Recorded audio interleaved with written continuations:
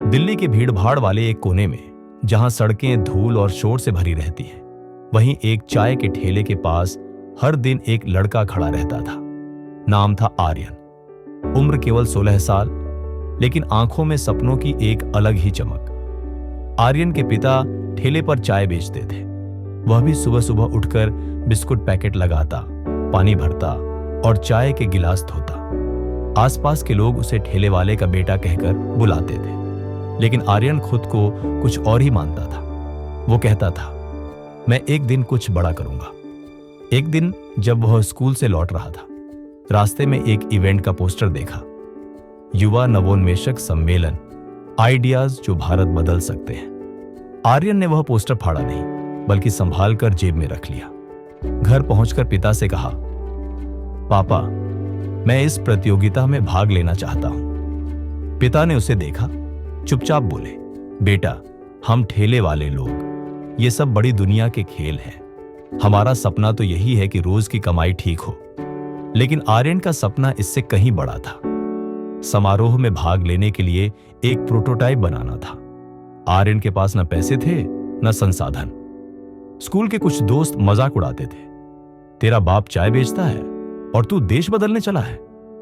उस रात उसने रोते हुए अपनी डायरी में लिखा, मैं ठेला चला सकता हूं, लेकिन सोच मेरी उड़ान भर सकती है। एक दिन स्कूल में एक गेस्ट लेक्चर हुआ। वक्ता थे डॉक्टर राघव मेहता, एक सफल स्टार्टअप के संस्थापक। उन्होंने बताया कि कैसे उन्होंने एक झुग्गी में पढ़ाई की, कैसे शुरुआत में सभी ने उनका मजाक उड़ाया, लेकिन उन्होंने हार नहीं मानी। सेशन के बाद आर्यन उनसे मिला और अपनी कहानी सुनाई। राघव उसकी आंखों में जुनून देख चुके थे। उन्होंने कहा, बड़ा सोचने वालों को दुनिया पहले पागल कहती है, बाद में उन्हें सर कहती है। तुम सिर्फ हार मत मानना। डॉक्टर राघव ने आर्यन को अपने इनोवेशन लैब में काम करने का मौका दिया। आर्यन ने एक आइडिया पर काम करना शुरू किया, एक स्मार्ट चाय स्टॉल जो ग्राहक के मोबाइल से ऑन ऑर्डर लेकर ऑटोमेटिक चाय सर्व कर सके। उसने पुरानी मशीनों के पार्ट्स इकट्ठे किए, यूट्यूब से कोडिंग सीखी और हर रात अपने पिता के ठेले पर काम करने के बाद लैब में जाकर घंटों मेहनत की। पहली बार मशीन बनी, लेकिन वह सही से काम नहीं कर रही थी। 2 बार, 3 बार, हर बार असफलता। एक दिन किसी ने लैब में मशीन तोड़ दी। कारण कोई नहीं जानता। आर्यन टूटा। वह वापस ठेले पर बैठा, चाय बनाते बनाते चुपचाप हो गया। पिता ने देखा और पूछा, क्या हुआ?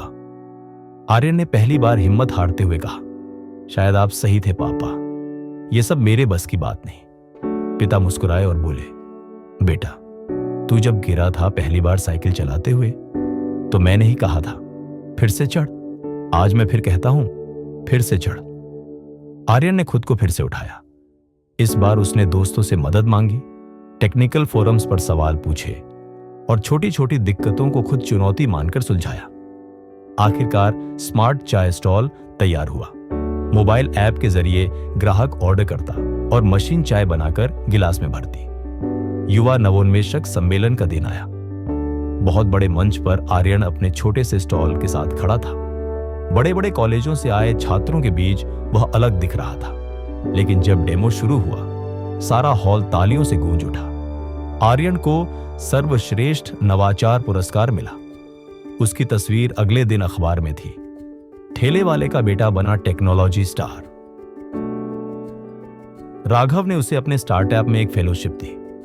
आर्यन ने पढ़ाई के साथ साथ इनोवेशन में भी काम शुरू किया।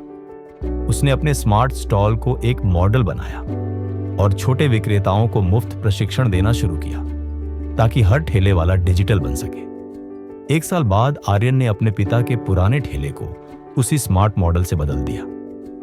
आज वह स्टॉल न सिर्फ चाय बेचता था, बल्कि एक प्रेरणा का प्रतीक बन गया था। स्कूल के वही दोस्त अब उससे सलाह मांगते थे।